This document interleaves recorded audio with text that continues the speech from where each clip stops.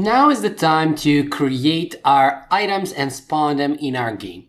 Before we do all of that, we are gonna go here in our sprites and we're gonna import the coin and import the rocket.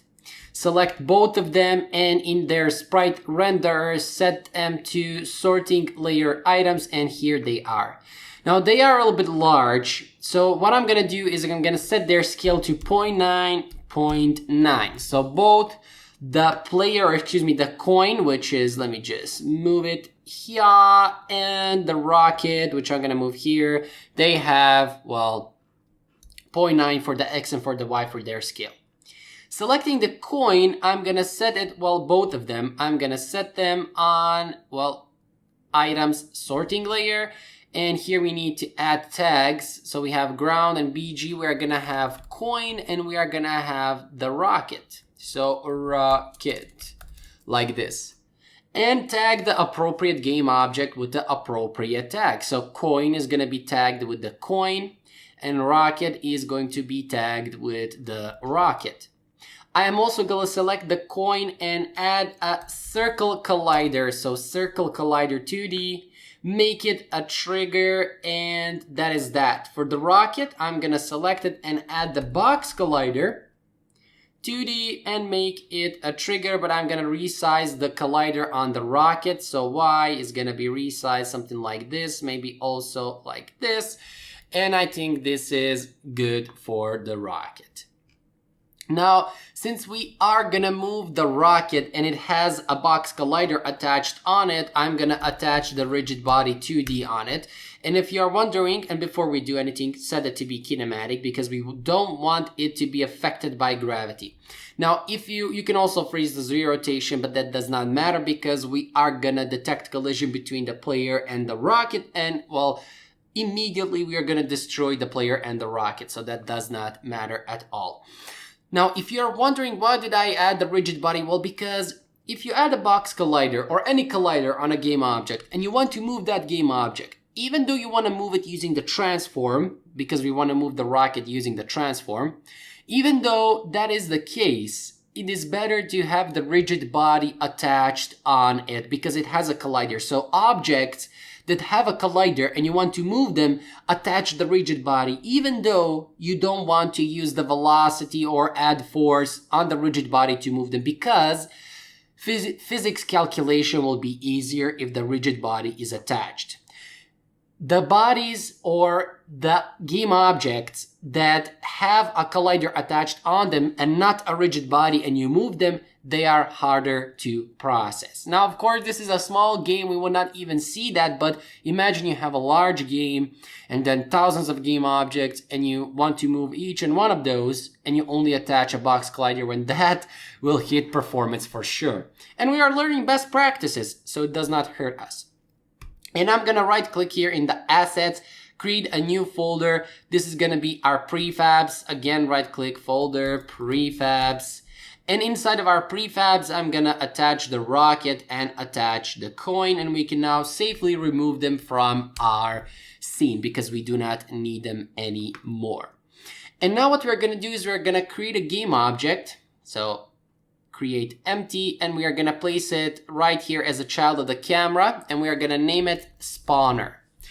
And for the spawner, I'm gonna position him somewhere around here. Yeah, at 10. I think it can do at 10. And we are gonna go here in the scripts, right click, new C# script. This is gonna be spawner, and attach it on the spawner game object. And we are gonna double click it to open it here. Quickly, I'm just gonna tag the class as always. Now you're used to this. I think I'm probably the only one who is doing that, but hey, during development, you develop your own habits. So these are mine. Deal with it. And on top, we are gonna declare an array of game objects. So serialize field, private game object array items.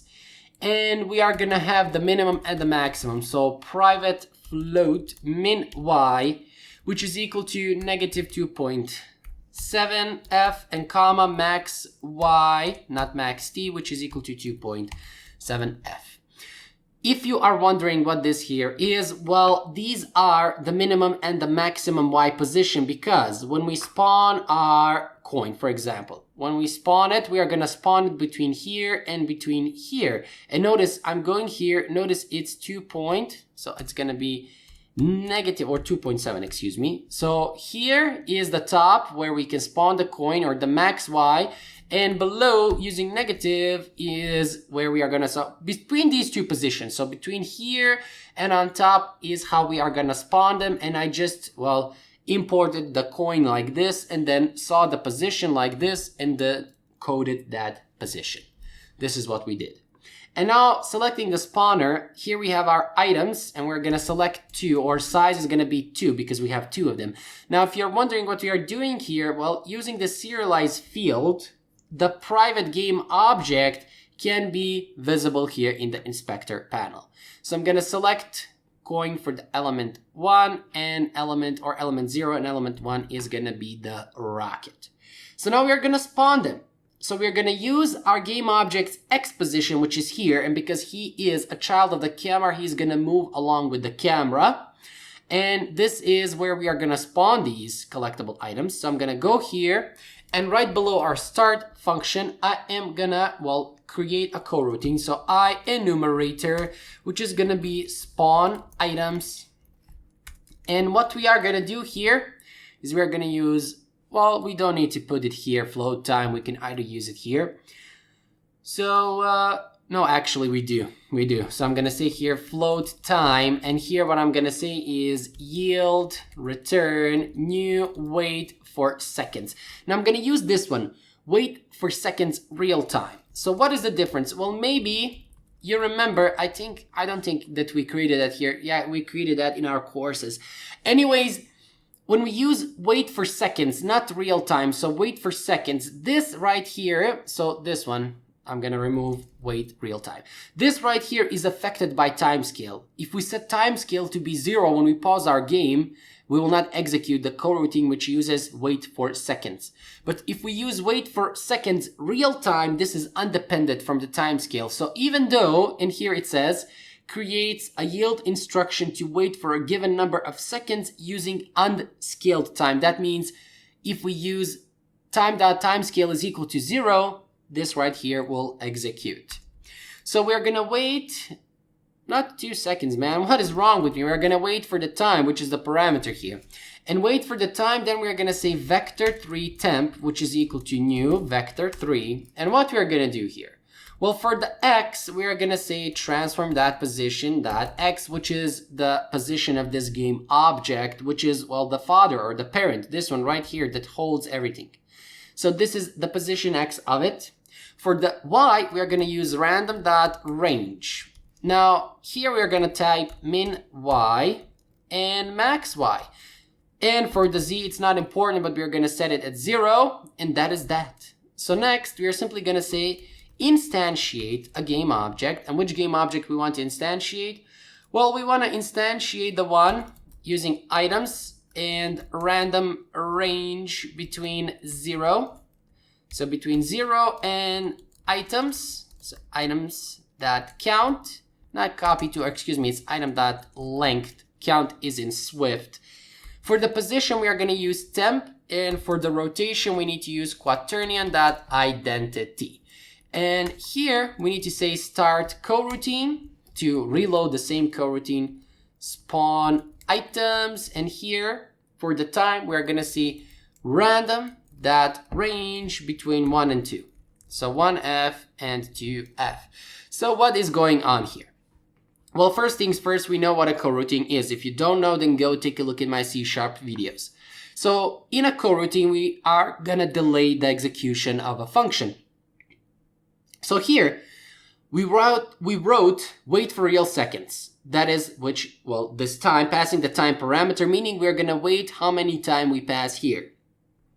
After we wait that many seconds, which is, if you see here, between 1 and 2 seconds. After we wait 1 or 2 seconds, we are going to create this position using the position X of this game object. Because it is moving along with the camera, we will always have this X position here.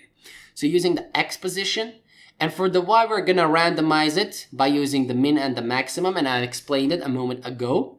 And then we are gonna simply use instantiate, which is gonna create a new game object. And the game object is gonna be the one that we added here in our items array. And we are gonna randomize which object we are gonna create. So we are either gonna create a rocket or we are gonna create a coin. So we're gonna use items between 0 and 1, or excuse me, between 0 and items length. So it is gonna give us the number between 0 and items length, not including length number. So if length is equal to 2, it will give me a random number between 1 and 2, not including 2. So either 0 or 1, which is the index of those elements. For the position where we want to spawn this game object, it's temp, which is this one right here. And quaternion identity is the rotation, which is the default rotation 0, 0, 0, but instantiate requires that you use a quaternion for the parameter. And after that, we are simply gonna, well, recall or call again the same coroutine, making it an infinite coroutine. And that is that. So now we can simply take this code here and we can call it in the start function, but here, instead of using random, I'm simply gonna use 1. This is for initialization, of course. So when we first start the game, we are gonna wait only 1 second and start spawning our items. So we are good to go. If I click here Unity and run our game, we are gonna see that our collectibles are gonna be spawned. So notice here we have our rocket, we have our coins and whatnot, but we are not colliding with them. And also they are staying here in our scene. Notice they are staying here. So even though we are moving and progressing forward and forward, they are staying. So we need to fix all of that. So first things first, I'm gonna go in our collector, this one right here. And here where we are checking if we are colliding with the ground or the, well, background, we are also gonna check if target.tag, so if target.tag is equal to coin or target.tag is equal to rocket. Now, if this is the case, we are gonna deactivate them because they're passing through our collector, so why not collect also the coin and the rocket? So we're gonna say target.gameObject set active to false, which is gonna deactivate it. But we do need to go here, edit, project settings and 2D, physics 2D that is. And here we need to set that our collector is gonna collide with the items. So collector is gonna collide, where are the items? So let me just say here, items, collector here, ground, player. So we have items, we are gonna make them, so here. So for the items here, for this row, first row, we are gonna set them that these, or this is actually a column, not a row. So for first column on the items, check the collector because we want the items to collide with the collector also. So if we run the game now, we should see that when our collector, so excuse me, this is the collector. Notice when he touches either the coin or the rocket, he should deactivate them. So notice now. Bam, nothing is happening. So let me just see here. If I go in my prefabs, coin and the rocket, they are both on the layer. So what is going on? Box Collider 2D is a trigger, coin or rocket, set active to false. Let me just go back again here. Project settings, physics 2D. So items are colliding with the collector, and the collector, yeah, not sure what is going on here. Why don't they collide with each other? Why don't they collide, man? What is going on? Collide. Let me try one more time. Edit, project settings, physics 2D. So here we have items. Items here, we need to set them to collide with the collector. So items need to collide here with the collector. Let's see if this is gonna work. Yeah, silly me. I mean, here when I set it for the player to be collide. I set here for the player to collide with the collector. Stupid me. So items are second. So player then items. We need to make the items collide with the collector. If I were to run the game now, we should see. Now this is gonna happen this time for real. The struggle is for real, my brothers. So now when we touch either the rocket or the coin, we should see that they are gonna be collected. Bam, yeah, they're collecting now. So yeah, he is collecting his payment. Yeah, silly me, I was stupid. I said it for the player and not for the items. So that is that. Next thing that we need to do is we need to go in our player class. So from the player class, what we want to do is we want to make sure that our player is colliding with the rocket and the coin. But for that, we are going to create here a text. So I'm going to go under UI and text, and I'm going to position it here. So the text is going to be positioned here. I'm going to set his anchor at the top left corner, set the alignment at the middle, and change the color to white. I'm also going to resize the text area, something like this. You can set it on top. No, let me just take a look at here. Yeah, something like this. Is it this gonna work? Font size, I'm gonna pump it up. So yeah, pump it up, font size, pump it up. Let's say 90. And yeah, let's say here we're gonna say 100 for the score. Yeah, this is gonna work for us. I'm gonna name this one to score text. So name the game object to score text.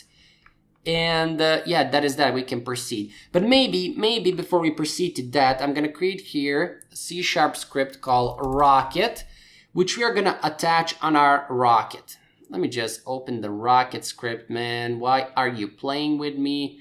Here is the rocket script. And going in our prefabs, yes, we can do this from the prefabs, and we can click add component, search for the rocket script, and attach it on the rocket prefab.